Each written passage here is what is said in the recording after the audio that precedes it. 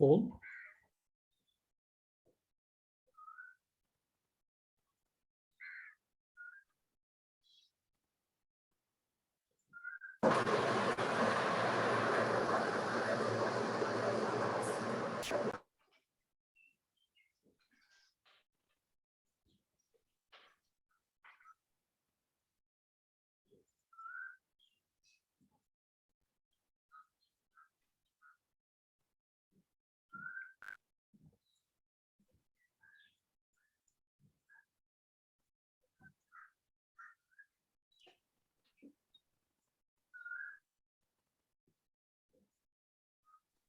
Okay, maybe we just waiting. Yeah, just a few seconds.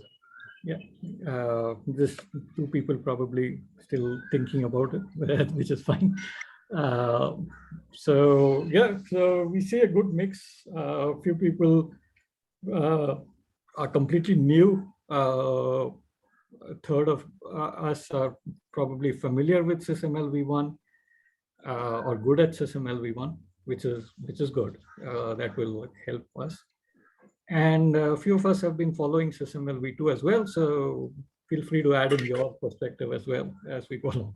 This is sort of group learning. Okay, so since we have about half the people who are completely new to SysML modeling, we will spend a little bit of time initially. Okay. And I believe you can see my screen, right? So you can see the poll results. Okay, so this is the outline of the whole workshop today.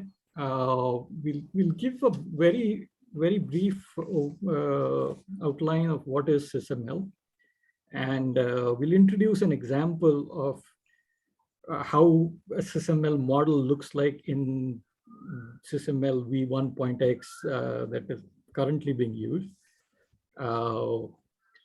And that's we won't be doing that hands-on. We will just give you a sense of what it's like for those who are very new to SysML. But then we will quickly make some comments on why people wanted to do a redraft that SysML V2 is, and what were the key ideas or key thoughts behind sort of having such a big revamp for SysML. Some key aspects that are planned for SysML V2. And then jump into sort of doing hands-on working with the SysML V2 prototype. And the idea is we will try to use the same example model, the model that I will show for SysML V1. We'll try to build an equivalent model or something similar with the SysML V2 prototype. Okay, and then let's see how far we get with that. We have set up this in a Google Cloud environment, which is sort of hosted by Incose India. And we don't know how well it will work with the load that we will have today with our 30 people.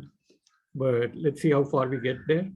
And towards the end, we can really talk about how we intend to maybe have this available in future for the Incose India members to work on, and how we can update it and so on. Okay. So let's start with what is SysML. And this is really for those who are really completely new. SysML stands for Systems Modeling Language. And when we start thinking about modeling languages, we first think about what are models. So a very simplistic way of putting it is models are representations of a real object or phenomenon or something, right? Models are representations of that describe the object of phenomenon. So, this is a gearbox, and this is a model of a gearbox that is describing, it has so many gears and they're aligned this way. This is a model of a circuit, which is describing how they are connected, how these objects are connected. And they are described for various purposes. Maybe it is described to the extent that it can be manufactured, or maybe you can describe it in a particular way so as to do some analysis on that to evaluate how that system is expected to behave and so on. Okay. So generally, models are representations of real objects or phenomenon, and they should be able to describe some aspect of the model. So generally, this describes what the object looks like. It does not describe what it costs. It does not describe how easy it is to make or what is the surface finish required or something like that. So they describe some aspect of the object, and they allow for some type of evaluation. Okay. Now, when we want to create system models, we need to say, okay, what about a system we want to describe? Okay. And for that, we really need to know, okay, what should we consider systems? Because we really call many things a system, whether it is, circulatory system, or the government of India, or a car, or the sort of electrical aspects of the car, or a factory. All of these are systems. And really, if you look at standard definition of a system, it tends to, call out a few things. So if you look at the INCOSE definition, it says a system is an integrated set of elements or subsystems that accomplish an objective. The IEEE definition says it's a combination of interacting elements that are organized to achieve one or more stated purpose. So really, there is this idea that a system is more than one thing. So it has multiple things. And they are interacting in a particular way. So if I take 4 tires and put them one on top of the other and put a seat on top of it, I don't get the car. I don't get that car system, right? I can bring all of them, but they're not interacting in the way I need them to interact. So they are connected or in a particular way, and they interact in a particular way, generally to achieve some objective, okay? Or at least sometimes in case of natural systems, we are looking at certain elements and their interactions to study a particular phenomenon. Let's say we're looking at the oceans, the sun heating, and wind flow and everything to look at rainfall. So we will study that as the monsoon system, but we are looking at a few aspects, how they interact, and we are studying it for some purpose. Okay, so a system has this idea of elements having connected in a particular way, interacting in a particular way, and then having a purpose related to it. So generally, that's sort of what is the aim to describe when it comes to a system. You are really not talking about geometry or a particular physics, but you're really trying to describe what are the elements, how are they interacting, what is the purpose of each element or of the whole system, how is it achieving the purpose. Those are the things that we want to describe. And there have been various ways in which this has been tried. You can have to describe the purpose, you can have very elaborate requirement documents to describe how things are interacting or behaving. You can have sort of a ConOps diagram or FFBD diagram and so on. And things have evolved that really we have different representations for the structure of the system, how things are connected, the behavior of the system, and the purpose of the system. What is it intended to do? And really, we wanted to have a modeling method that really does all of this together and describes sort of one system in one particular way. And that was the intent of creating modeling languages for systems. And there have been a few attempts. One of the attempt that has stuck or that has probably been adopted more is what is called as systems modeling language, SysML. So SysML actually gives us a graphical notation. It is domain independent. It doesn't depend on electronics or mechanics or anything. It's a very high level graphical language that gives us the notation. And with that notation, there is some semantics. For example, for electrical circuit diagrams, you have the notation. You have a squiggly line for a resistor. You have two parallel lines for a capacitor. That's a notation. It has meaning. And then you can use that to model a circuit. Similarly, you have some notation in systems modeling language that you can use to describe the structure of the system, the behavior of the system, and the requirements of the system, and how they're interconnected or related. Sort of how is this structure achieving this behavior and satisfying the purpose or requirement and so on. Okay. So this notation is made up of different types of concepts. So very broadly, and again, this is not meant to give a full coverage of SysML, but very broadly, you have blocks, which are sort of used to describe the structural elements. So it can be at a high level, which is the whole system, like a car. It can be a subsystem, like an engine. It can be a component. I think you have these different types of blocks, or you have blocks called activities, which are describing behavior. And then you have requirement blocks, which are describing purpose or requirements. Now you do have states, you have use case and other such concepts that can be used to describe behavior and requirements and structure as such. Okay. And then you also have different types of arrows to describe relationships. For example, you have this kind of an arrow which says that the engine or the car has a part engine, and the car has to satisfy a requirement. The engine is allocated some function, some activity to do, some behavior to do. And that's sort of these different types of relationships. Okay. Or over here, there is a generalization, specialization relationship, like the 4-cylinder engine is a special type of an engine, and so on. So you get these kinds of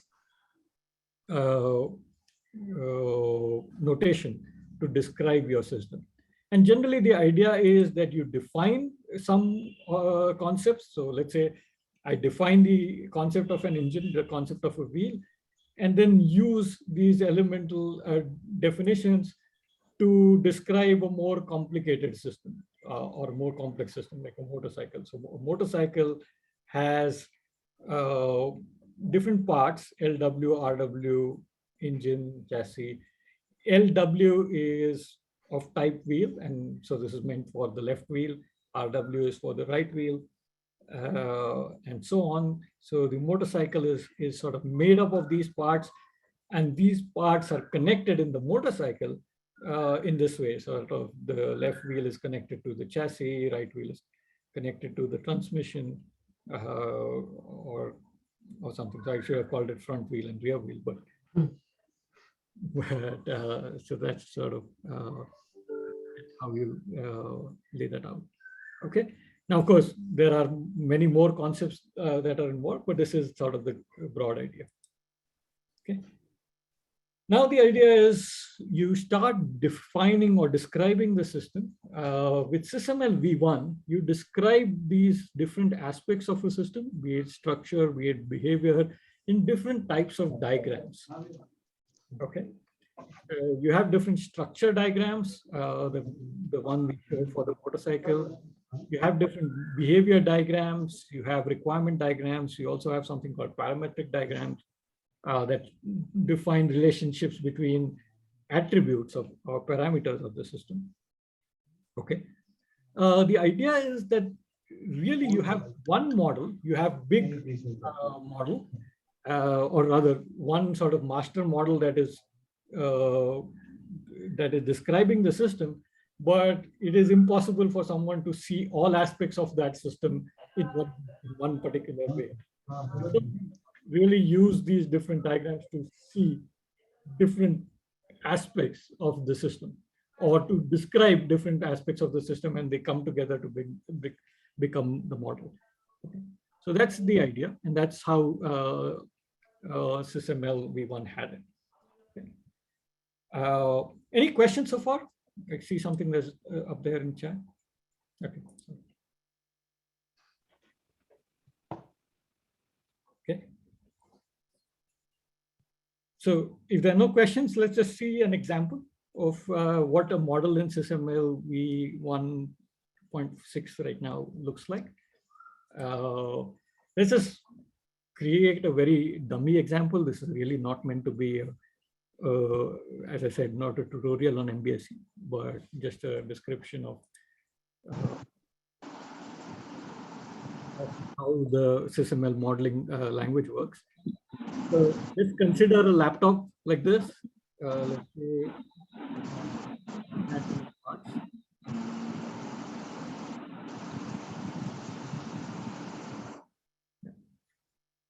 it has these parts, a monitor, a computer which has things inside it, keyboard, and so on. If you want to describe the structure, we would start saying that, okay, the laptop has a computer, and calling it a computer, we can call it out of the base unit or whatever, a keyboard and a monitor. The base unit in turn has a hard disk, a battery, some RAM, some processor, and that processor is a type of Intel Celeron processor or something. Okay, so you're describing sort of a tree view of how the laptop is composed or made up. You can also sort of have a slightly different relationship. You can see that I'm aggregating a pen drive, a USB drive, which is not part of a laptop, but it can work together with a laptop. And sometimes it's sort of included when we are thinking of the system. We are bringing it in and by reference, sort of. It's not sort of owned by the laptop, but it's there in the configuration. Okay. You can also sort of define some attributes, let's say weight of the laptop. So you can have some attributes. You're also defining some special interfaces, like say the USB port or a hinge or things like that. Okay. And then you can really show how they're connected. So keyboard is connected to the base unit. The monitor is connected to the base unit through a hinge. And things internally are connected, and the USB pen drive, which is a reference, and you can see it's a dotted block over here, it is connected to the base unit via a USB port. Okay. So it's just showing how things are connected, and you can sort of describe the interfaces and so on. You can also describe the behavior. Let's say a simple interactive activity on a computer is that you give some input. So it accepts, the computer has to accept some input, process it, and then display the output. So if you're writing a letter, it has to accept the keystrokes on your keyboard, process it, and then display the output. And it's not just displaying the keystrokes, but maybe it's also checking against a library of allowable words and drawing a red squiggly line if it doesn't fit in there. So all that is probably processing. Okay. And so you can have sort of a sequence of actions, which is shown by a control flow, which is sort of the dotted line over here. And you also have sort of exchange of information or signal or material, which is between the different activities that are going on. what actions are that is shown by something called an object flow. Okay. Then, so Nikhil, we have a couple of questions in the chat. Sure. So okay. So maybe so the first one is, what does the arrow mark indicate? Somewhere black and somewhere white. I guess it was on the BDD. Okay. So I'll quickly answer that, but again, so generally there are various different types of arrows in SysML, and I will not be able to cover that today. But for example, if you have an arrow with an open triangle like this, this is showing that there is a type of a generalization specialization relationship. So this processor, which is used in my computer, is a special type of Intel Celeron processor. Okay.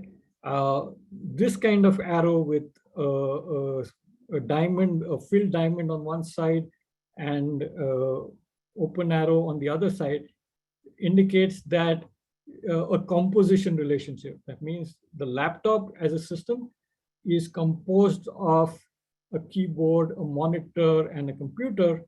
So these are the parts of the laptop, and that keyboard part is of type keyboard. Okay, so that's sort of what this is describing. The open arrow, as I said, it means that the laptop is not composed of this. It doesn't come with the laptop. It is getting the USB drive from somewhere else. And so it is referencing that part in the system.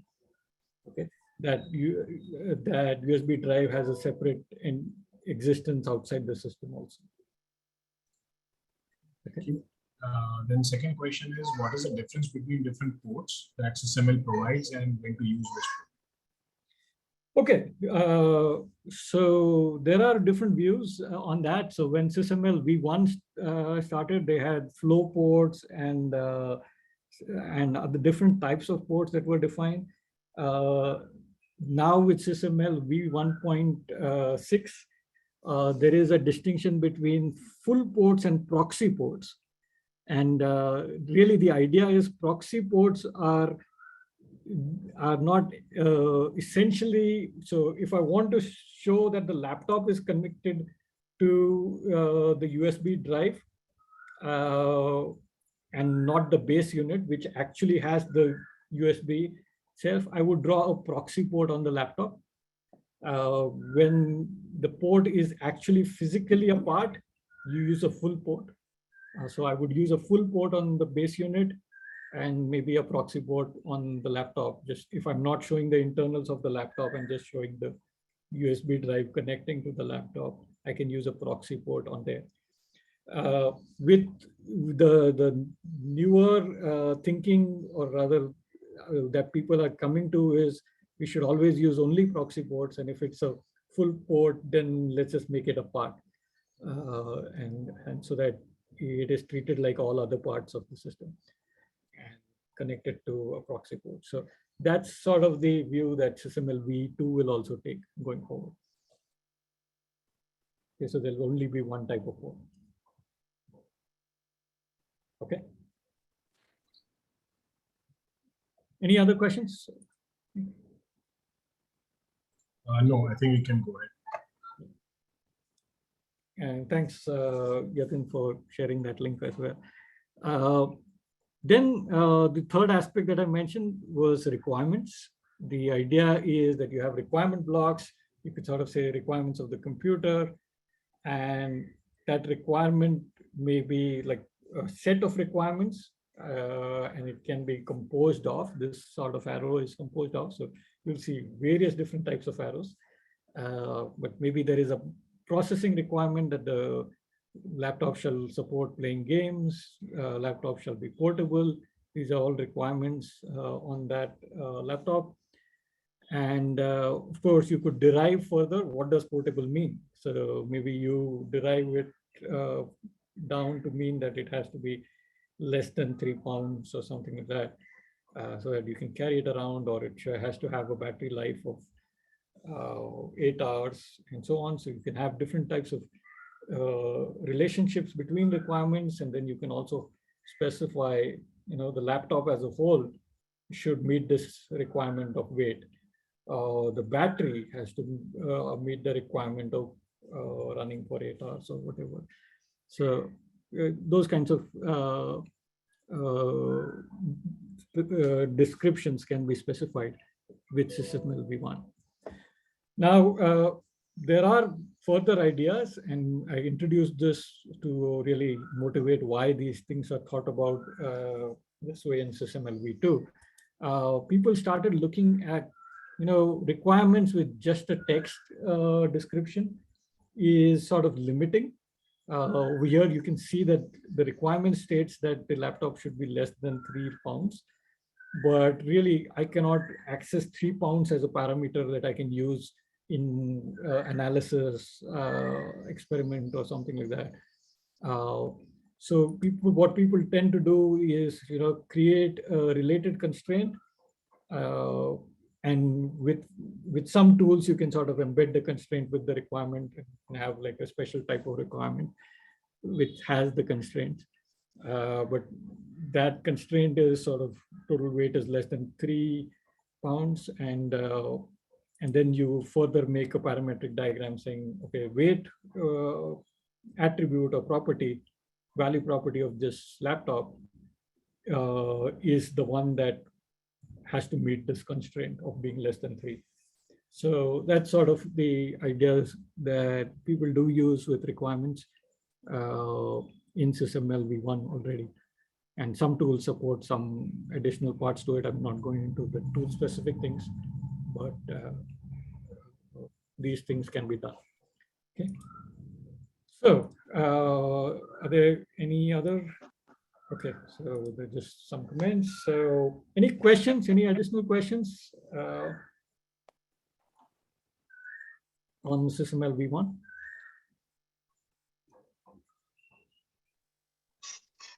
Okay.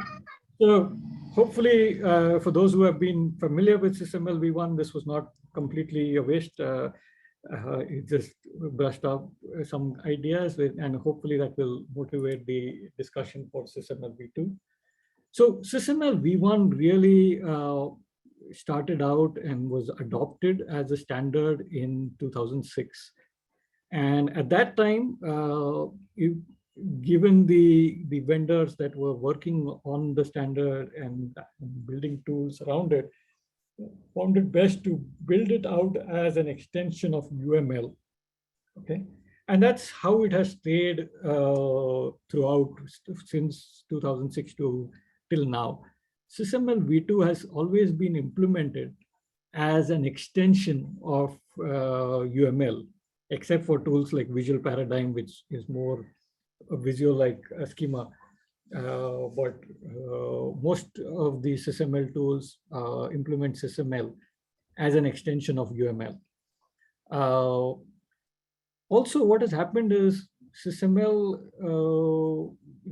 has been adopted significantly, tried out with aerospace, with automotive, with different tools, and a lot of learning has accrued. We refer to some things around, how ports are described. If you really look at SysML V1 standard, we had very elaborate descriptions of ports with sort of a male and female end of the port and so on, and various different notations for that. And people, as they start using it, they find it, oh, this is too complicated, or this is not really useful when we want to describe certain types of things, and so on. This becomes, there are different ways to represent the same thing, and so on. That's what a lot of learning that is coming across. And then there are different people who build their own profiles. They build their own things, let's say for variant management and those aspects, for connection to other tools. They've already started extending SysML. And there are some special things, but there are some best practices that are almost become natural in the tools as well. Creating different types of tables, different types of property-based requirements is one of that example. various types of things are being adopted by users, although it's not a part of the standard. Okay. So really looking at that, there was this feeling that basing it off of UML is leading to some confusion between how the concepts are used in UML and how they are intended to use in SysML. It is also being a little limiting in terms of all the things that we want to express about systems. And so both these parts in terms of precision and expressiveness, people started finding that SysML V1 was deficient. And so they said, okay, we want to really revamp the standard to become more precise and more expressive. And then they also wanted other things like usability. They don't want to be restricted to these kinds of specific kinds of diagrams. They wanted more flexibility. And there are some things in terms of views and viewpoints that are already implemented in V1, but there are other things. And just consistency. And then there was a lot of focus on interoperability because people decided that now we can build those architecture descriptions, but then those architecture descriptions have to be conveyed to engineers who would further go ahead and do detailed design of the system. And that's where there is currently sort of maybe a gap, that there isn't a lot of interoperability between SysML and analysis tools, SysML and detailed design tools. And that's partly because different tool vendors have implemented SysML in different ways. So there was going to be a focus on interoperability with SysML V2. So SysML V2 is now being drafted as a standard. It is not accepted as a standard yet. In fact, it's not complete yet, but it is mature to some extent, and it is being shared. The current status of the standard is being shared with the community. This new standard has a different meta model, which is grounded in formal semantics. And when I say formal semantics, I mean description logic type, OWL type description logic based on an ontology and not constrained by UML. It also intends to provide a flexible view definition or viewpoint specification, view specification. So you're not restricted to having just BDD or IBD. You can have your own view specification saying, okay, electrical IBD, and then only the electrical aspects of the interconnections can be shown in the view, and as long as you've specified the view correctly. So diagrams are flexible. You can really have various different types of views, and those can be sort of different types of diagrams that can be done. SysML V2, as a part of the standard, is going to enforce an API as well. So that is keeping in mind the interoperability, that irrespective of what the tool is, it has to provide certain API to be conforming to the standard. And I'm sort of then hoping that it will assist in interoperability. And then SysML V2 will come with not just a graphical notation, but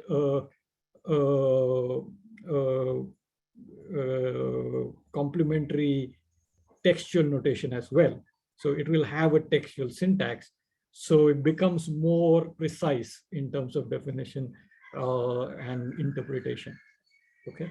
So, and also it means that there can be many things that can be automated and generated quickly without having to create the views and objects. Okay. Also, it also has few other aspects, like it enforces consistency in this definition and usage.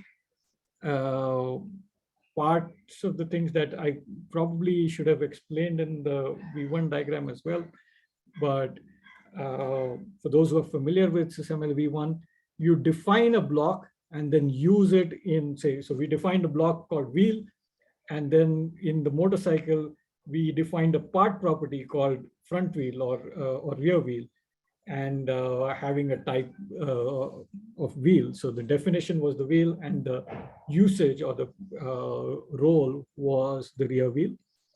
But for structure, you have block and part property. For behavior, you have activity and action, and so on. So really, it's not consistent with attributes. You have value properties and value types, and so on. So that's not very consistent. With SysML V2, we want, the intent is to make it consistent. So it will always be part def and part, action def and action, attribute def and attribute, requirement def and requirement. So it's always definition and usage is consistently applied. And then it has various other aspects that increase expressibility. So there is going to be a part of the standard for describing variability, for describing analysis cases, not just test cases, describing geometry, requirements, having constraints automatically in them or as a part of the standard. Having some ideas of time, having this idea of an individual. So, in SysML V1, you can create an instance, which is sort of a snapshot of the current design. But with SysML V2, you can have an individual wheel that can have an history. For example, an individual wheel can be playing the role of a left wheel for first 500 kilometers and then right wheel for the next 500 kilometers. And you can run an analysis case with that kind of description. So that's sort of the intent. Now that is still actually being formulated. So we will not see those aspects today, but those are aspects of SysML V2 that are included in the standard as it's being developed. So what might it look like? It might look something like this. And this is based on the SysML V2 prototype, and I'll go into what that prototype is, but in SysML V1, you're used to creating packages and creating block definition diagrams and internal block diagrams and such. In SysML V2, you could actually write that out. You could sort of write that I have a package, and the package has a part and attribute, and it performs an action, and it vehicle internally has another part, and so on. So you could sort of start defining things like that, and you can view that here. Okay.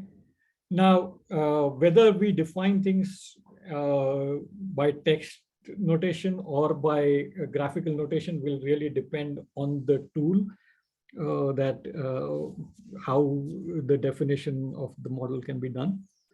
Currently, what the SysML submission or the standard submission team has done is they have created a prototype implementation for people to just understand what they are defining in the standard and give feedback on whether that works for them, or are there some cases where this might be counterintuitive or whatever. Okay. And so the prototype implementation right now really just works with the textual notation. That's how you describe. And you can create views, but you cannot really edit views for now with the prototype implementation. Okay. For those who are really interested in sort of the core IT layers on the system modeling language, it really starts with root core syntax, and really uses kernel, which is a different DSL or domain specific meta model language called kernel modeling language. And it uses that as a base to build systems modeling language meta model. And then that syntax is used. And so the whole idea is that the core semantics and discrete logic works throughout. Okay. And so we can technically do inferencing and those kinds of things on top of these models as well. Okay. So I mentioned the SysML V2 prototype. That is available on GitHub. You can go to GitHub and download it. It's open to public. There are two versions of that prototype implementation. One is in Eclipse, and the other is in Jupyter Python. Okay, you can choose to download any one of them, install it in your computer. The installation instructions are available there. Generally, there is a stack involved, so you really need Java, JDK, and then Eclipse, specific type of Eclipse, and then Xtext, and then PlantUML, and so on, and then visualization libraries and so on. So it does get sometimes complicated because of version issues and so on. And that is why we are trying to simplify the things by really making a Jupyter hub instance and making that implementation available for you directly through the browser. So that's sort of the intent of doing things today. And that's what we will try to jump into now. Any questions? I see over here one thing. Can you provide links for the prototype? Yeah. Okay. So I think Mudit will do that. Okay. So let's start jumping. So before we jump there, do you have any questions so far?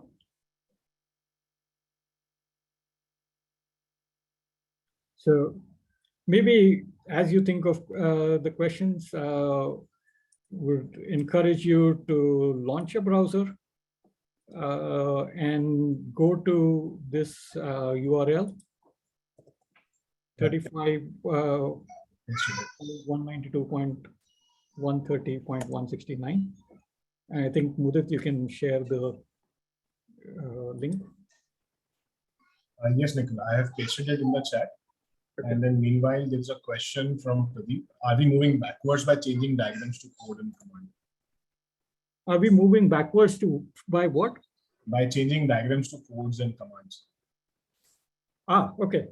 So there are two aspects. One is this is not the only language that does that. Actually, if you go to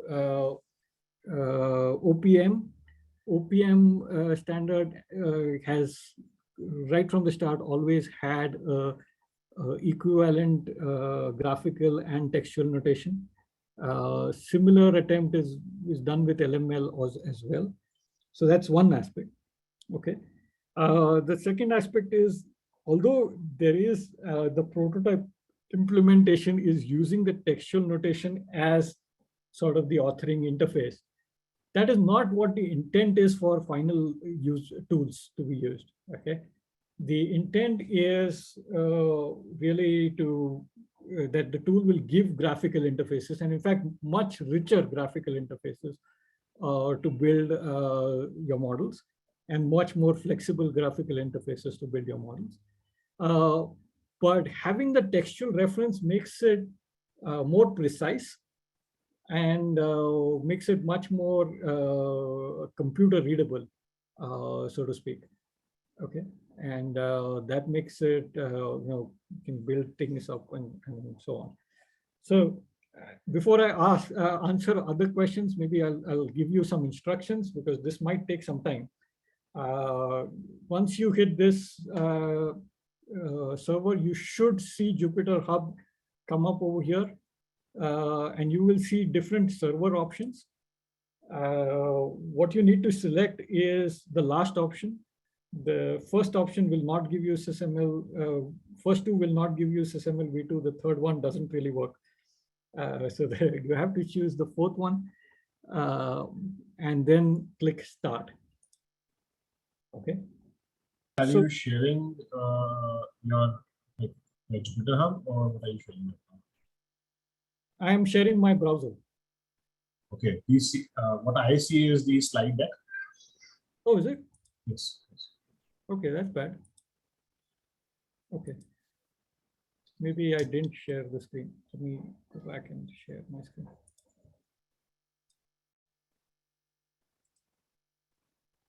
Okay.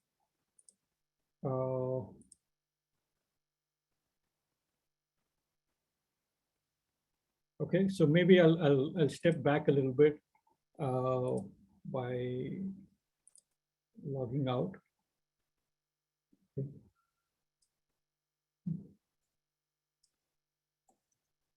Okay.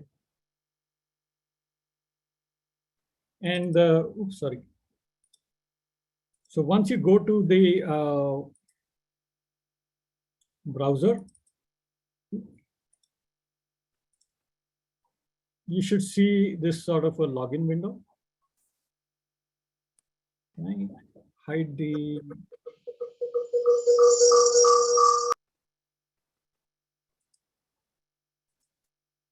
Okay. For now, you can use any username and any password. Okay.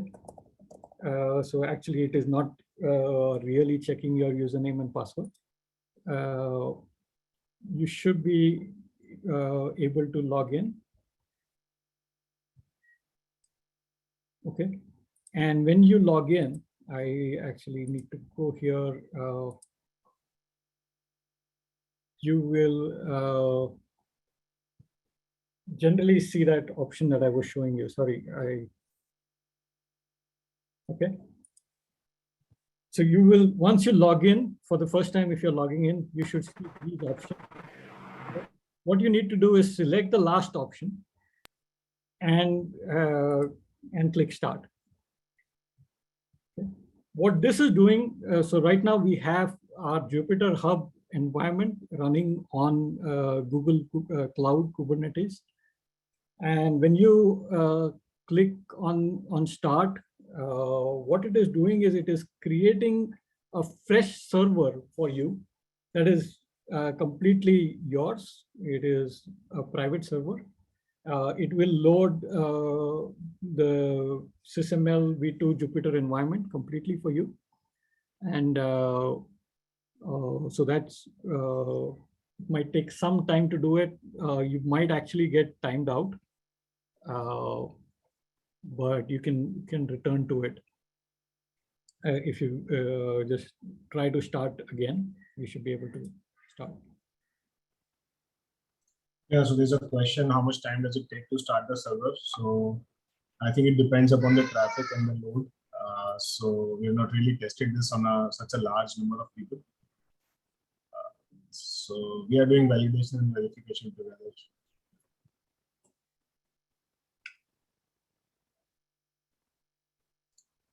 But yeah, meanwhile, maybe we can have some other discussion. So sometime it take a few minutes to really. Yeah. And maybe you can launch the poll for just who has been able to launch the Jupyter server.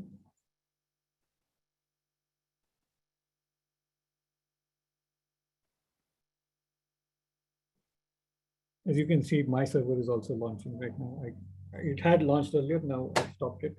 We have a 50-50 thing. Like, you can more moves now. Can you do a repeat of this? Of the poll? Yeah. Because some people who are not started right now probably will be able to start after some time. Okay. I'll have to check.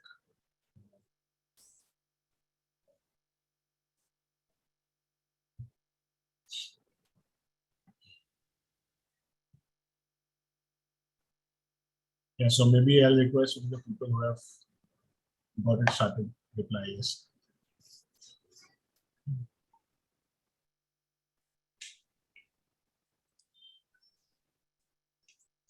So once it starts, it should look like this. Right now, my server is not running, so it should look something like this.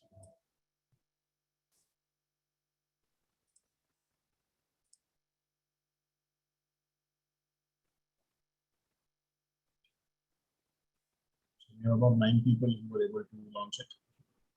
Okay, that's more than we've ever tried. So feel free to unmute yourself. If you get timed out, it's quite possible that you will get timed out. You can try to start the server again. Okay, and maybe if I get timed out, I can probably show where to do that. So it will time you out in 5 minutes. If the server does not launch in 300 seconds, it will time you out. But you can restart it. The restart will probably be easier because it will have loaded the stack already, or part of the stack already, so that the next time you try to start it, it will do it faster. Right now, it might be limited by sort of the number of people and the bandwidth that we've allowed for our Google Cloud account. Okay, so actually, all the people are trying to download the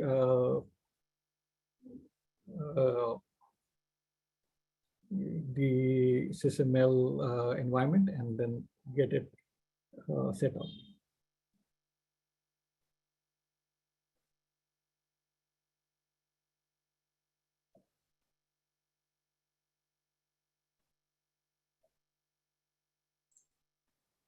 Yeah, so should we give another 5 minutes? I'll see if I can rerun this poll. I'll just end this current poll. Yeah, I'll just relaunch the poll. And maybe those of you who are not able to do it can hit no. Just to get an idea.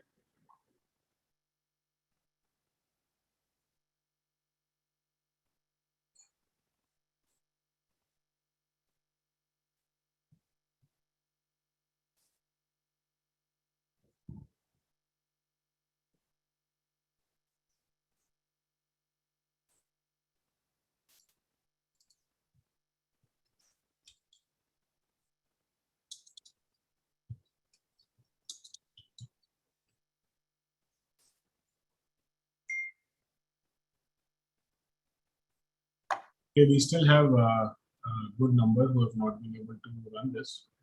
Okay. And as you can see, mine is also not loaded yet. So we need to.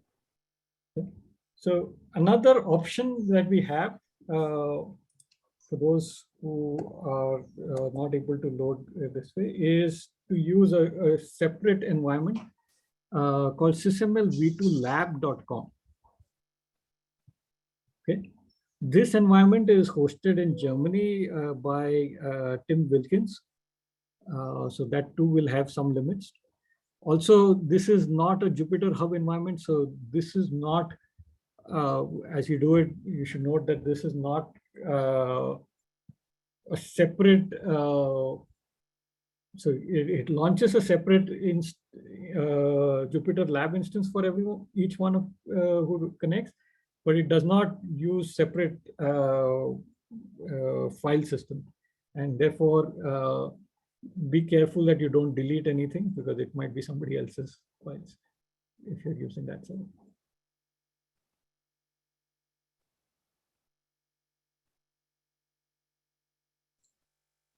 Okay. So Nikhil, maybe we can wait for a minute and at least get the examples started. We have about 55 minutes left for the workshop, so maybe we can have some repeat also. Should we? Sorry, I didn't understand what you're looking at. Should we go ahead with at least the people who've been able to launch? Okay.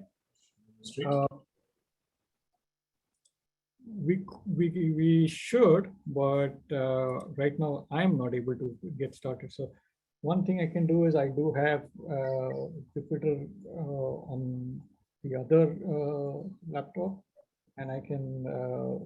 I have it launched on mine also. If you want, I can share that. Okay.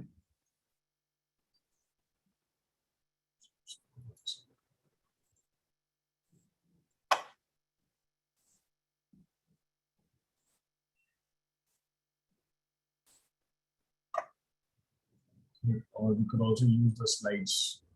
I'll just share the screen and you can just walk through.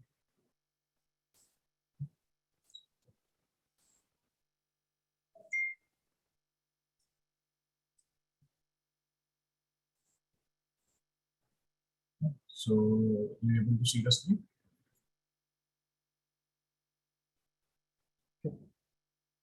So maybe if you can start with a new, completely new Jupyter book.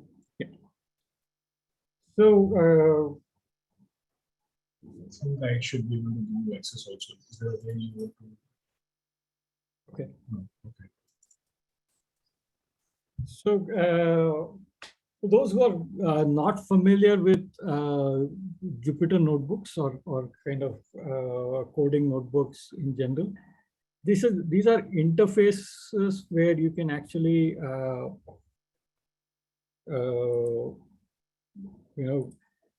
write some text description as well as some code, and then you can have the code interpreted and acted upon.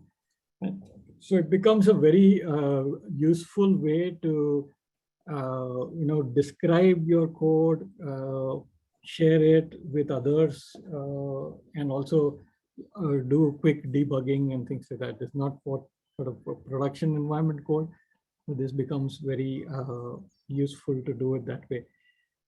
So maybe you can just, so the way these Jupyter notebook things work is there are different segments, and some segments are just markdowns, which are just text, and there will be no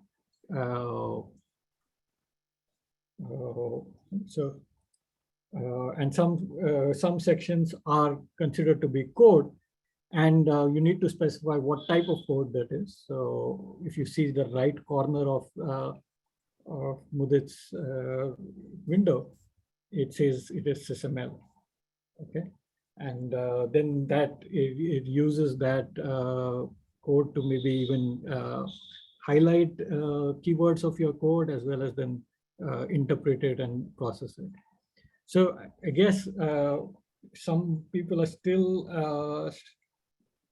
struggling to get access, and that's I apologize. That's our fault in the sense that our server is not strong enough to hold that. But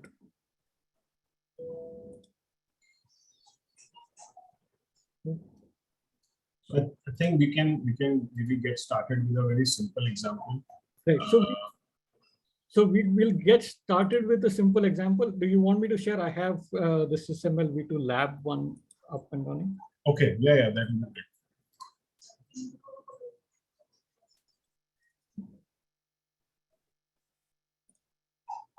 Okay, so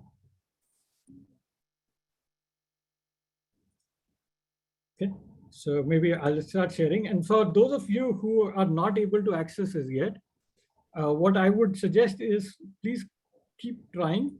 So you can go back and try to launch the server again. You can go to home and you can sort of say, you will not have stop my server because it is not starting. You can just go to launch server again over here. And that way you should be able to try to launch it again. And let's see how far you would get. So right now I'm getting insufficient memory over here. So might be something that with the 10 people that have gotten through, we are running out of what we've provisioned in our Google Cloud. Okay. What I would suggest is try SysML V2 lab.com. That is probably more robust right now. I see some people have gotten through over there. So with that, I will first start. So you can just have something. So this is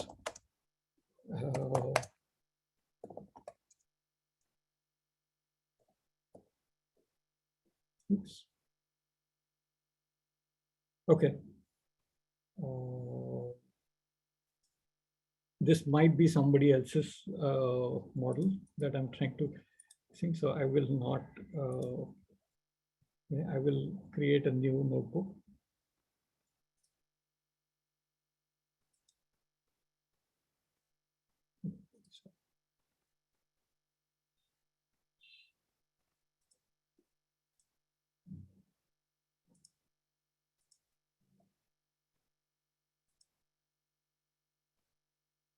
Okay, and I choose the kernel to be SysML, which is the language that I want to use.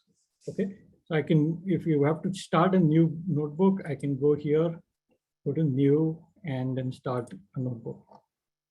Okay. Now here, I can probably just say this is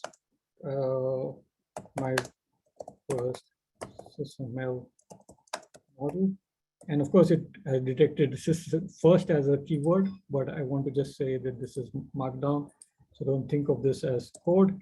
And if I do a shift enter, I will start a new section. Okay. Now here I'm going to write package, and let me call it laptop package. And I would say maybe I would call it, I want to define a part called laptop, and a part called, let's say, USB drive.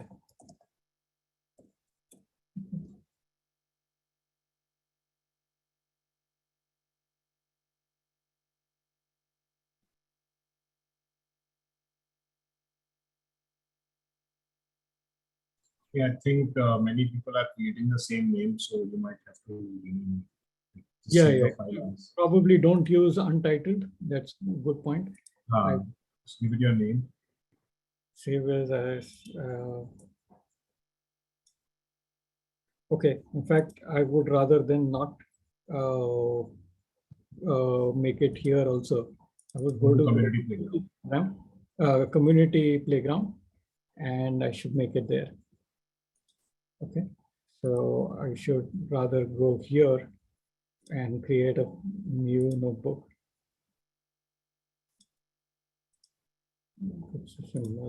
And I will save it as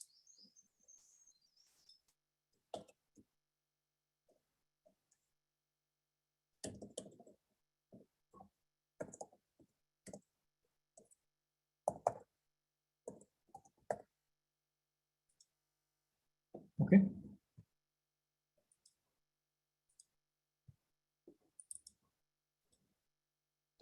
Okay, so I would request you to use the community area and start building your code here. Okay. Say this is markdown. And say package laptop package.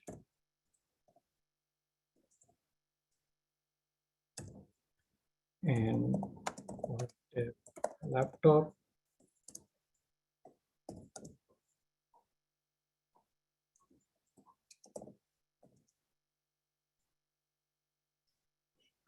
Let's see, USB drive.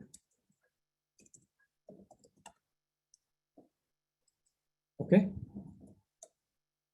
And if I click enter, so make sure that you have all the colons and the brackets correctly mentioned over here. what I've done so far is I've just created a package and I've defined two blocks. If we really go to the old SysML V1 way of thinking about it. Okay.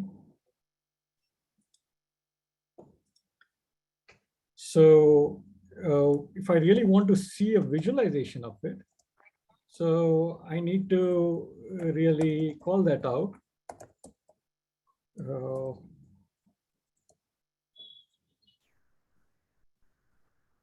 Oops.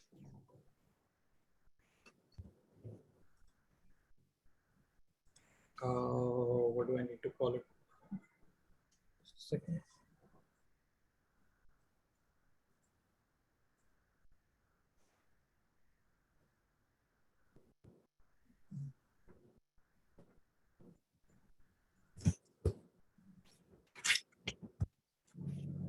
Yeah, I think you have to do dot laptop underscore package dot laptop. I don't think it does it draw the data of package. It should. It does generally do that. Okay. So I'm just checking if there was some. No, I think that's fine. If you just try laptop underscore package dot laptop, in that case, it will just draw on the laptop. Yeah. Yeah. So this, I don't know why. Maybe it's just slow today with that. So essentially, you see a package, and you see two blocks that are defined.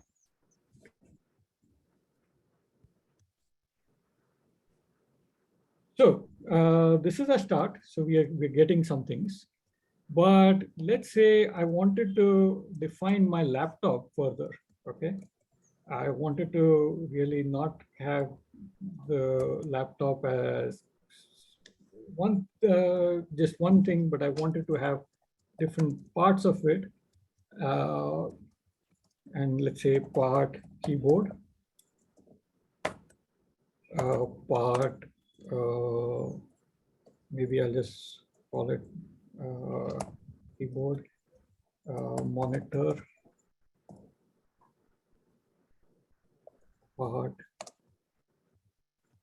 a base unit. Okay. And I run this.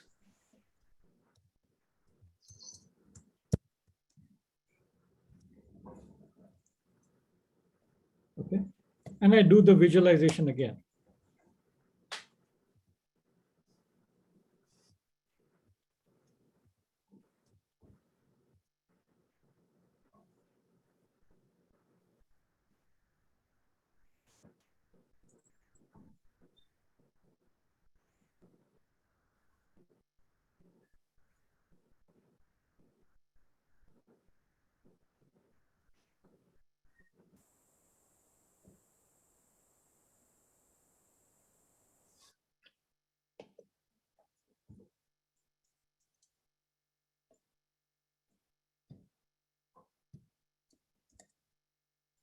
For some reason, I think it is just timing out, right?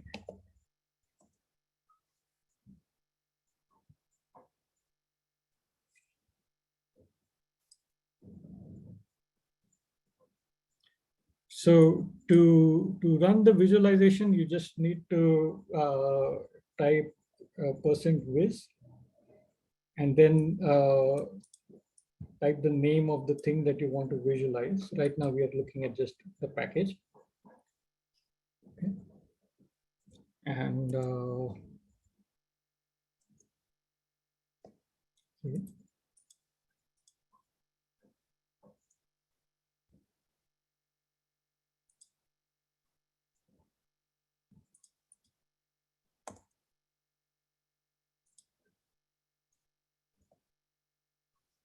Okay, so it's just taking a little bit of time to visualize it or to run the visualization, but you can see right now that you have these different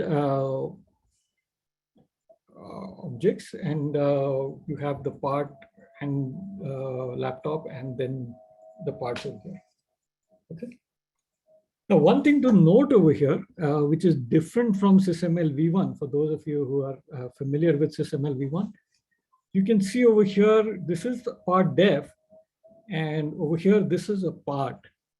So with SysML V2, you can really define a part property without defining a definition to it. Okay, so you can sort of have an opaque part. Okay, you could have, with SysML V1, you could have an opaque action. So an action which really is not defined by an activity, or you could have a call behavior activity. In SysML V2, you could also just have a part entity. And really the idea is that if you are not anticipating this object to be used again and again multiple times, you don't need to make a definition. Okay. It could just be a part. And so, for example, you could just create a part left wheel and a part right wheel, that they are of the same type. If you don't care about it, that's okay. Okay. But if you want to define what a wheel is and use it in a motorcycle, in a car, and multiple places, then you should define what a wheel is with a part def, and then use it with as a part, giving the type. And so we'll describe how that is done. And so let me say, okay, I want to describe what, let's say,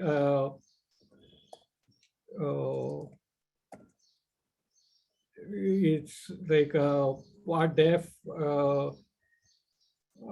monitor, or maybe let's say HD display. Okay, so I've defined something called as HD display. I'm going to say that my monitor is of type HD display. Okay.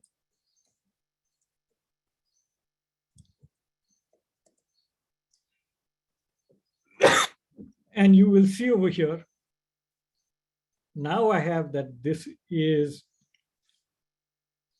a laptop is made up of keyboard, is monitor and base unit, and the base, the monitor is of type HD display. Okay, so you've sort of added information. Now I might actually use HD display in multiple places and refer multiple part properties through that. And I don't have to define what HD display is again and again. Okay, but keyboard, I don't care. It's not reused, so I can just keep it as a part. Okay. So let's say we want to do the same thing. So there are two ways over here. Let's just say I want to define a computer or a laptop base unit. And a laptop base unit has multiple parts. It has a battery. It has a processor. It has a storage disk.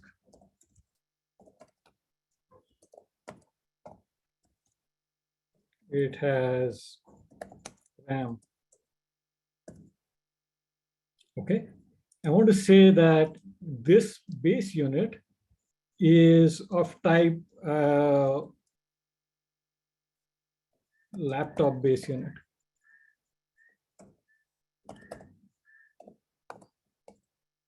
Okay. Now, what I've done is I've actually defined what a base unit is. I can use this laptop base unit in different laptops or in different designs by typing the part to it.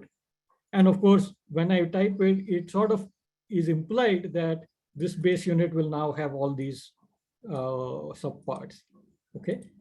But I don't, if I don't care about reuse, I can go ahead and just actually also just describe the internal parts over here.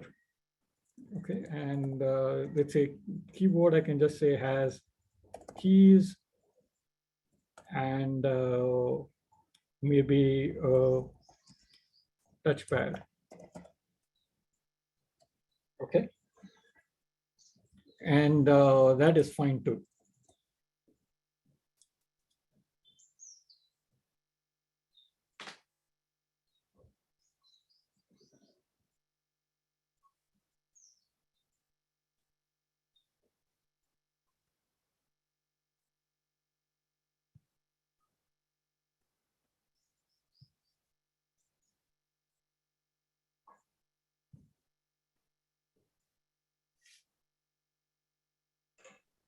Hey, Nikhil, a quick question. Sure. Why do we get an error couldn't resolve a reference to element XYZ? Okay, so what is actually happening is this is Jupyter Hub, or this Jupyter is maintaining this in a session. Okay, and as you run a piece of code, it is updating its memory stack. And when you're running the other piece of code, if it is not able to quickly get the reference to that memory stack, it will time out and it will say cannot reference an element. And that's really just related to the processing power and memory that is available on this server. And I think with SysML V2 Lab, you really have just one server and everyone is connecting there. And that's why it's happening. But if you're working on your own laptop with the whole stack there, it really is instantaneous. It doesn't even take this time. Because I tried for a few elements that I created, and for each of those elements, I received the same error. So just wondering what happened. Yeah, so just give it time and it should work for you. Okay. So now you can see over here that you're seeing the things in the package. Okay.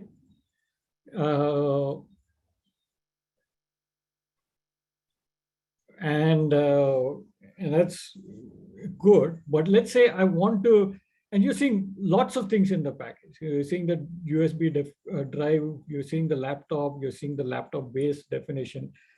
Let's say I wanted to see only the laptop definition. So I want to not see all the things in the package. I want to see just the laptop and its definition. And so I can just ask for the laptop.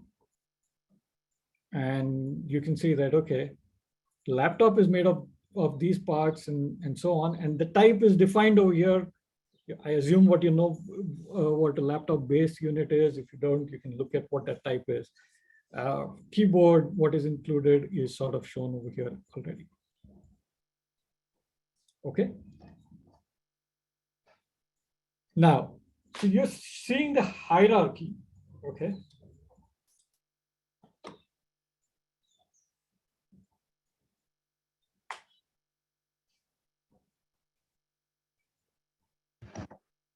Okay, so before I proceed forward, there's a question from Pradeep asking me what would be the learning and training hours required to master SysML V2 syntax.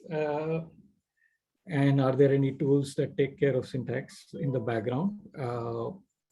So the short answer is, since SysML V2 is not defined fully yet, you cannot say how much time it will take to master it, because even the submission team doesn't know how it's going to do a few things. Okay. Generally, it will be simpler and more consistent than SysML V1. So if you know SysML V1, SysML V2 is hopefully will be easier. And really the expectation is not that you will start building SysML V2 models with this prototype implementation. The expectation is absolutely there that the tools like Magic Draw, Rhapsody, and all will push this sort of coding aspect in the background and really give you drag and drop for part def and creating these relationships and actually be able to create these different types of visualizations as well on a click of a button.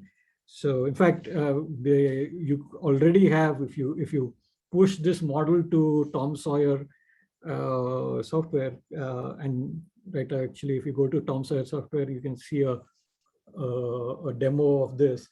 You can actually have interactive diagrams also. So you can actually click on this base unit and get the laptop base unit's definition and so on inside of this block. And so the block will expand and you will see the definition. So very interesting tools are being built up. Okay. So right now, so far, what we've done is we've sort of described the laptop. And maybe one additional thing that I want to include is we have defined this USB drive. We wanted that not as a part, but we wanted that as an aggregation. So not as a composition, but as an aggregation. So USB drive exists outside the laptop, and you want to just refer it. And so in SysML V2, you're going to call that out I'll call it pen drive, and it is of USB.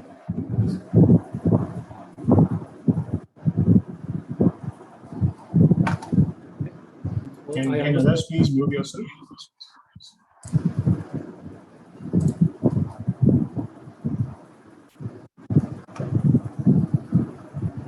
If I update this visualization, I can see pen drive is now, and you have this included as an aggregate. I did this visualization, but I could. Okay, and you will get this visualization updated as well.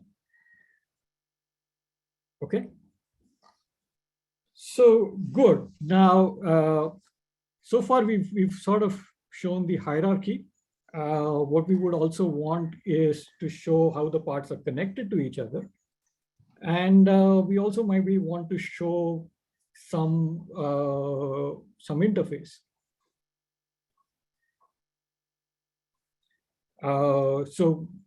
Right, so we are going to see, so I see Divyashree's question as to whether other types of diagrams can also be made using code. And the whole idea is that, yes, diagrams are just views. Models are defined completely in this kind of a code language. And of course, you can define them using diagrams as well, but then it will be stored using this code. And then once the model is there, you can view it in different ways.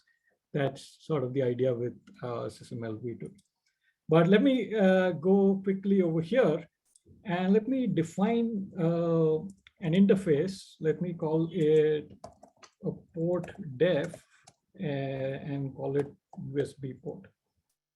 Okay, so now I'm defining a port called USB. And again, the consistency of this is that the USB drive will have a port, say P1, which is of type USB. Let's just make it this way.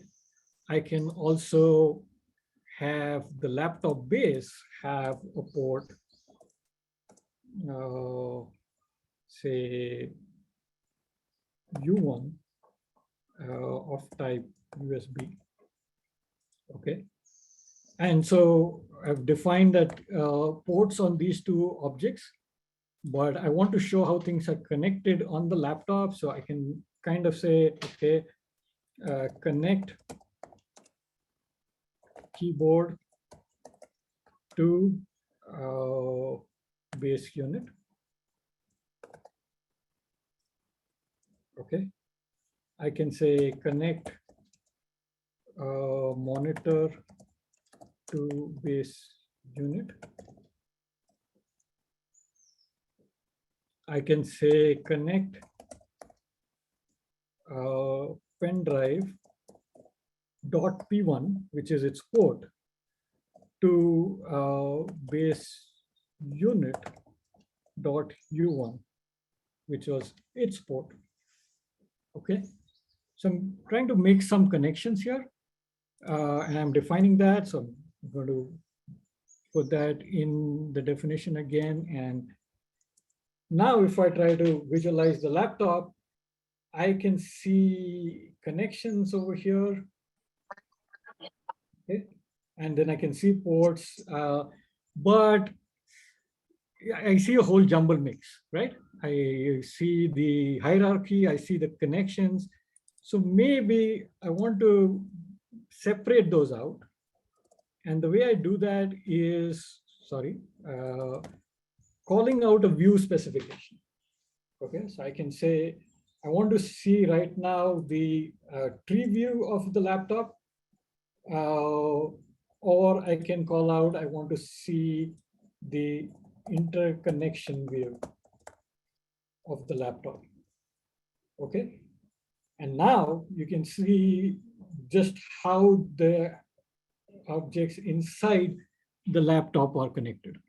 Okay, so the interconnection view is like the IBD.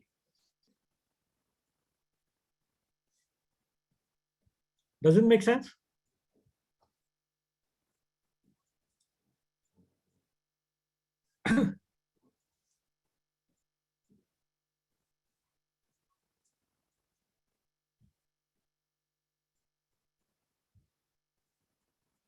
Okay, so now, of course, you could have said, no, I want to further maybe also add information on the laptop base unit and say, connect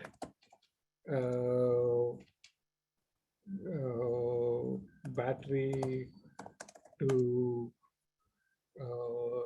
storage disk.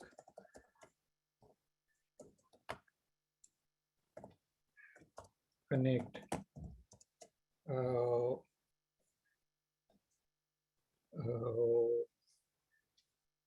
say RAM to processor.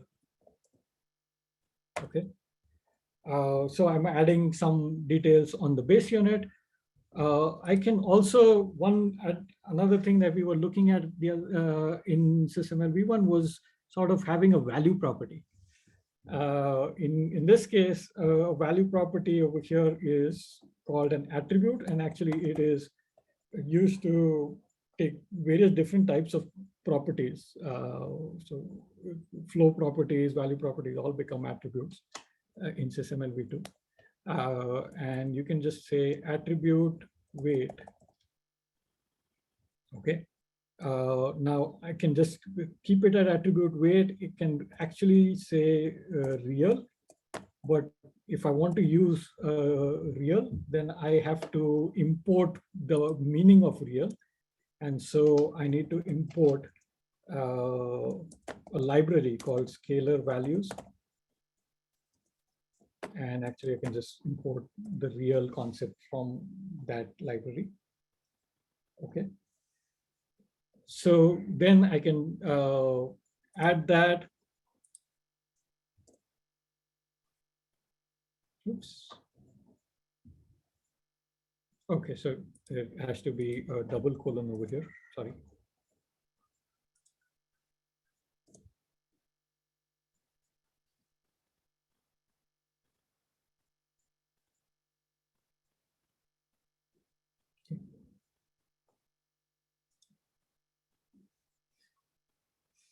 I understand our Infosys server is working better now, so maybe that is good for some people, but let's just see this. So right now, let's just, I will remove interconnection for now, or let me actually keep it. Okay, and you can see that in the IVD, you have gotten this weight object. Of course, you're not seeing what is inside the laptop base unit, right? So I can actually say, I don't care about the laptop. I want to see what's inside the base unit. And I see inside the base unit, there is a battery and there is storage disk and RAM and processor, and they're connected to each other. And there is an external port, a USB port to the base unit. Okay. So this is quickly in terms of structure. What I would like to do now is quickly go through on the behavior and requirement aspects as well. So I'll try to quickly make a behavior package. And of course, you could define everything in one package. You can define them in separate packages. That is a modeling choice.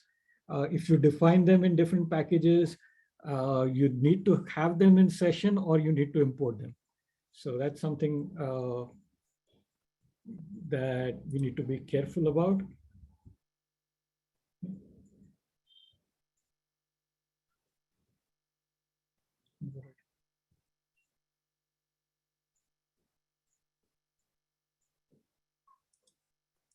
Okay, so I'm just creating a package called activities. And like I said, we are no longer actually calling them activities. In SysML V2, it will be called an action def. So we will create an action def and we'll call it interaction activity. And now, if you remember in SysML V1, we have the start node. In SysML V2, we actually have this keyword first, okay? And there is this idea of a start node in SysML V2 as well. So you have the idea of first start, then action input or receive input. Okay. Then action process. And maybe we can sort of say is of type processing. Okay. And then action display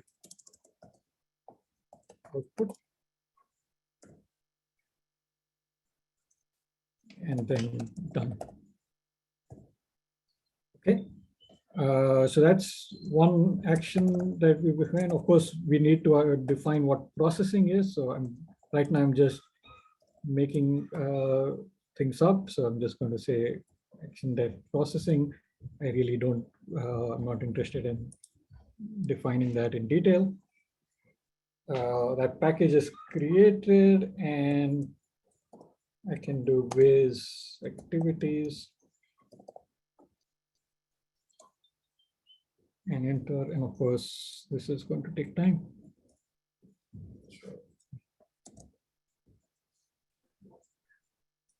So Nikhil, a question over here. Hmm? Like in SysML V1, we have different types of action that call behavior action, simple action. Do we have them also in V2? And then the related question is, we couldn't use action from, let's say, one diagram to other. So how that is treated over here? So two things. So an action, so essentially SysML V2 will make it simpler. An action, if I don't give it a type, this is going to be a simple action, okay, or an opaque action. It is just receive input. It is assumed that the user who reads the diagram will understand what this means. Okay. If I give it a type, it means that the activities involved or the steps involved in this action, it's almost like a call behavior action. The behavior of this action is defined somewhere else, which is given by the action definition. Okay.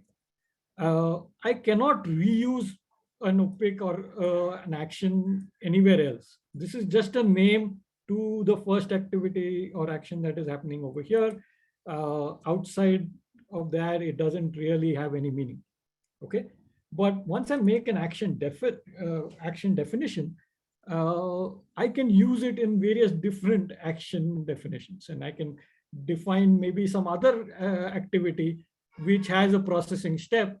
I can call that step maybe P2 or something, but it would internally do all the things that I've defined in this processing step.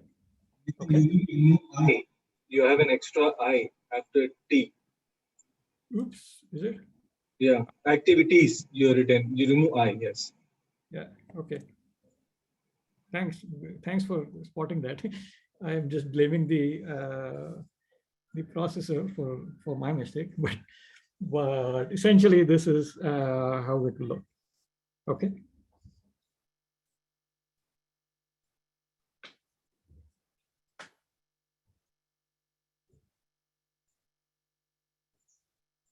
Okay, and then now this is something I tried yesterday, but it didn't work out. So let me actually try it again.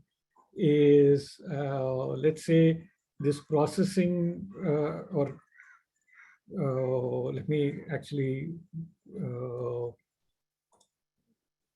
just say this, there is, oops, let me actually give some power to this.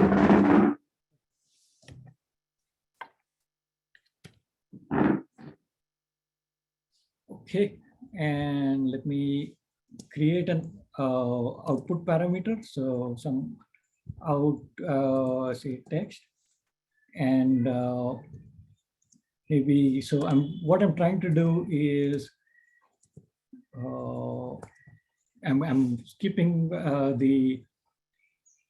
the processing step, but I'm trying to set up a control flow. And the way this should work is I essentially say input dot text. Okay. Now this should actually say that, okay, the input port over here is or input parameter over here is equal to the output parameter there, and so that should be connected with an object flow. That didn't work for me yesterday. Let me see over here. So over here also it's not working. So you do get the parameters, but there is no visualization. I think that visualization shows up with the Java version, but I'm not sure it is at least not showing up with the current version that I have here. Okay, but essentially it is meant to have that object flow as well. Okay, and there are a couple of different ways you can have this. So you can also have a different way to define this, just like connects, but this is a simple way to define object flow. Okay, and object and parameters. So maybe let's just not worry about the flow, but you can have the parameters.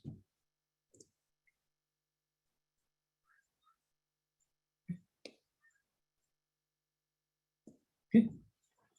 And so one last thing that, sorry, is there a question?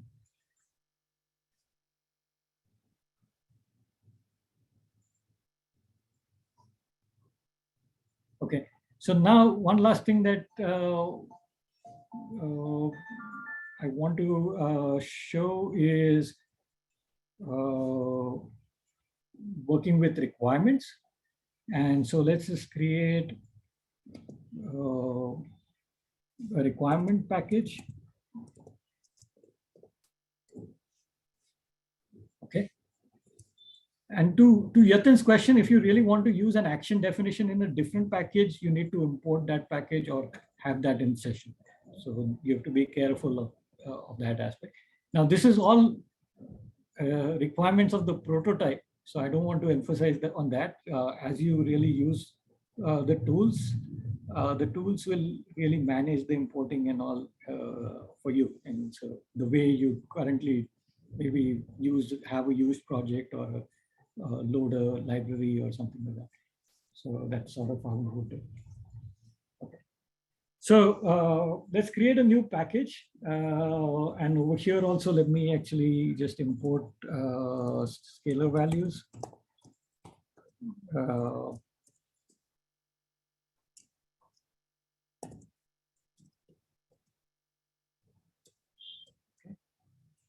And I want to say, I want to define a new requirement. So I would say requirement,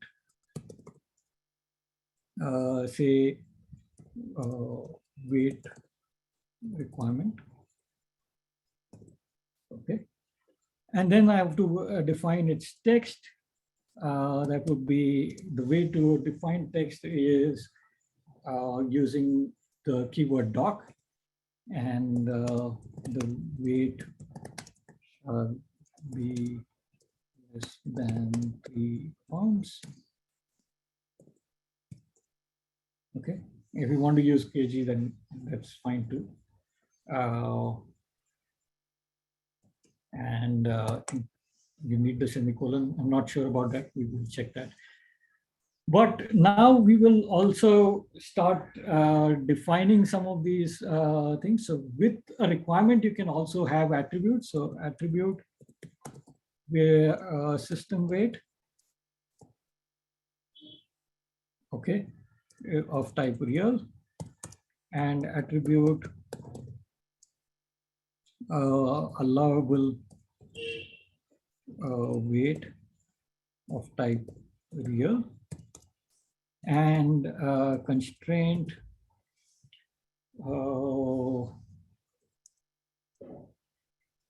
system weight is less than or equal to allowable weight. Okay, hopefully that does that. Let me, oops, no active input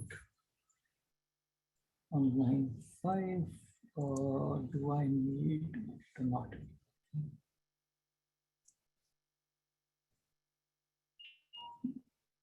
We check this.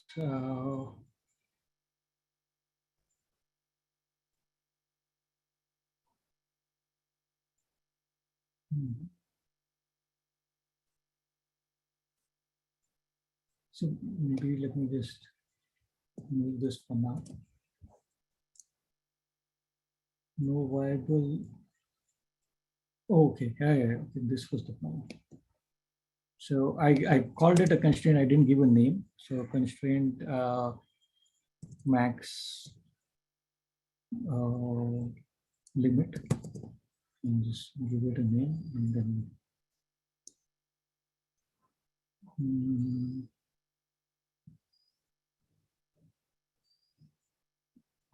okay.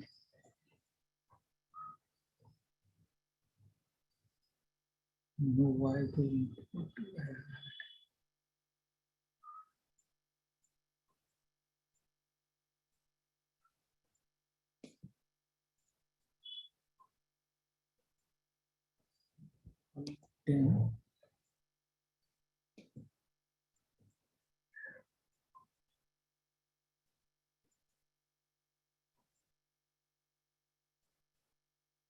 Okay, I'm not supposed to put a colon over here. Okay, that works. And let me do visualization of the rec package. Okay, and you can see now this is a requirement. It has some attributes associated with it, and it has an enclosed constraint. Okay, so SysML V2 by default will have a possibility of having enclosed constraints.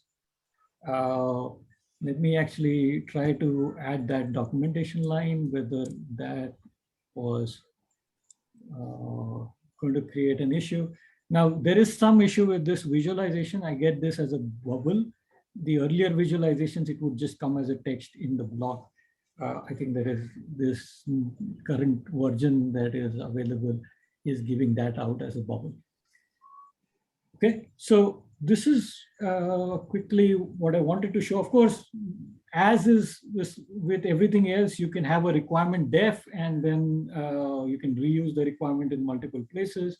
You can have attribute defs, you have constraint defs, and you can reuse the constraint again and again, and you don't have to write it here. You just have a constraint def in one place and then use it multiple places and so on. So I see a question from Ravi. Could you explain relationship between enterprise architect with SysML and how we would potentially implement it in product development? That's a so as I said, implementing in product development is how do you do MBSE with SysML, and that's a big area. And I would say join the MBSE working group and learn together with all of us how we can go about doing MBSE with SysML. There are, of course, books available. We can refer to books as well on how we would do MBSE with SysML. In terms of enterprise architect is a modeling tool that supports UML, and it has a plugin for SysML. It also has plugins for other things like BPMN and Architectures Guild. So I think that's BizArc profile. BizArc is what they also support, and so on. So they do support various different types of modeling languages. SysML V2 will be new for any of these tools, and we will wait and see how these tools will adopt or adapt to SysML V2. Okay. So Enterprise Architect is just another SysML modeling tool. I don't have that on my computer. I have Cameo, which is a modeling tool, and Enterprise Architect is something like this. It lets you model SysML V1 objects. Okay. And really quickly to answer in terms of product development, it's like, as you go ahead and design your architecture, you say, okay, this is what I need to do. These are the steps. So you actually go the other way. You start with requirements. These are what I need to do. You think about functionality, what are the things that need to be done to achieve that, and then think about what parts in your system will do it. And then you sort of do this iteratively again and again to look at meeting all the different corner cases, all the different requirements, and then you really go ahead and start defining requirements for your subsystems and so on. So there's a question, is there capability in Cameo to integrate SysML V2 code and generate views? Not at this time. I don't think any of the commercial tools currently support SysML V2. They will, so I know the No Magic folks and the Dassault folks are on the SysML V2 submission teams. As the standard gets more formalized, the tool might start supporting it. Right now, we don't have any official information on that. So Nikhil, we are close to the hour. Oh, yes. So should we conclude? Yes. So can you maybe just give me 1 second? I think I have someone at the door. Let me check that, and then I'll come back to this. Sure.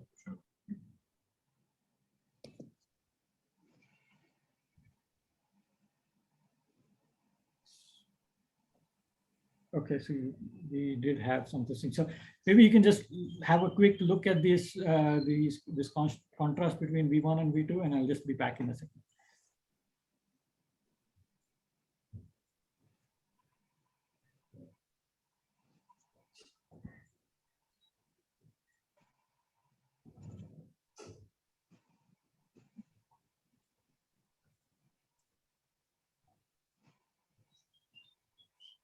So yeah, hi everyone, and I know we are running out of time, so maybe we'll have these slides to share, and you can look at them. These are standard slides, and Sandy has more detailed slides explaining different aspects of SysML as well. Right now, going forward, for today's session, I'm mentioning over here, we didn't have a username and a password, but we restricted people by just our capacity to host people. So going forward, we want to see if members will be interested in using this Jupyter Hub to try out the SysML V2 prototype. If you are interested, please let us know. Accordingly, we will provision, make the provision on our SysML, on our Google Cloud, and maintain the account. Otherwise, we will pull it off. So do let us know if you wish to maintain this access. And then, of course, if there is an interest, we can create a sub team within our NBSC working group in the India chapter and try to focus on some aspects of SysML V2 and explore some things, maybe give feedback to the submission team. They are quite open to feedback. One thing I would mention is as you go, please make sure that you stop your Jupyter Lab server. So before leaving, and if you're using SysML V2 Lab from Tim Wilkins, you might just log out. But if you're using the Incosi India chapter Jupyter Hub, then please go to Hub Control Panel, okay, and click on Stop My Server. That way, it will free up the resources, and you will lose, or you will make the resources available for others to join. Of course, once you stop your server, you will lose your file information. So if you want to preserve the file that you just created, make sure that you go here and just right click and download it. And then you can upload it again whenever you want to use it. You can upload it again. Okay. So that's something that I want to ask. Okay, I think Mudit is sharing a poll right now. Please do respond. And if you have any questions, I know we are out of time, but I hope this has been interesting. And this is met or drives down the barrier of looking at SysML V2 and prepares you for what's coming up. So any feedback, any questions, please feel free to mention right now. And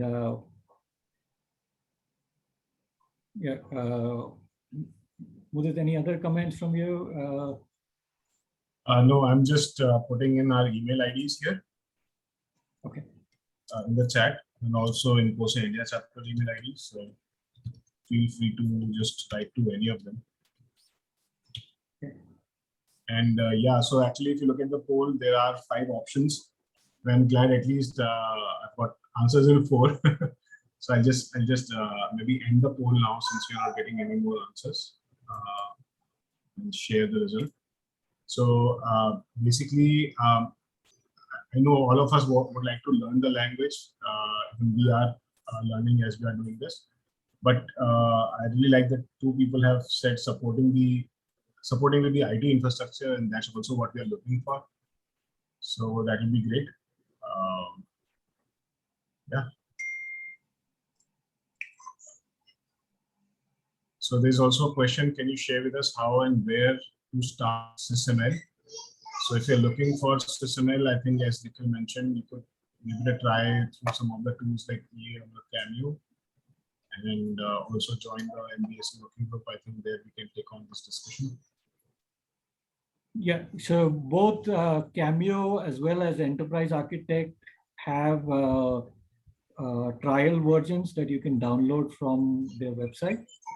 You can also try to look at the book by Lenny Delicati, which is a simple, I forget what the exact spelling is, but you can try to look at a book authored by Lenny Delicati to get a simpler overview of how to use SysML.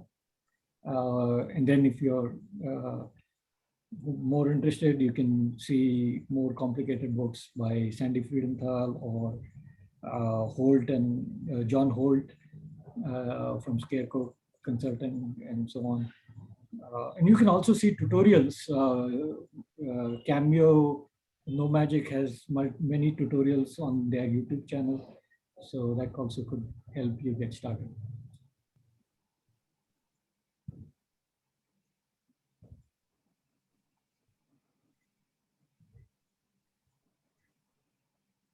Okay, I think we should conclude now. We have a break for now, under 25 minutes break, and then we'll be starting at 4:30. We'll be resuming the main session for the day 2. So thank you very much, Nikhil. Thank you for this wonderful session, and also those of you who don't know, Nikhil also did the whole setup for Jupyter Hub. So it was quite a task. And thanks again. Thank you all for joining. Nikhil, any other last comment? No last comments. I was just wondering if you wanted to take a picture of all the participants. Oh, sure. Yeah, those of you who would like to have a joint picture, please, you can turn on your videos. That would be great.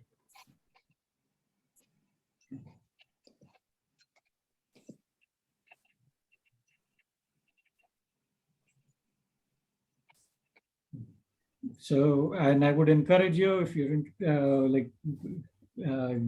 so I know we have been a little negligent on our MBSE working group activities, but we would really like to restart them, and we learn things together and build our community as we go along. And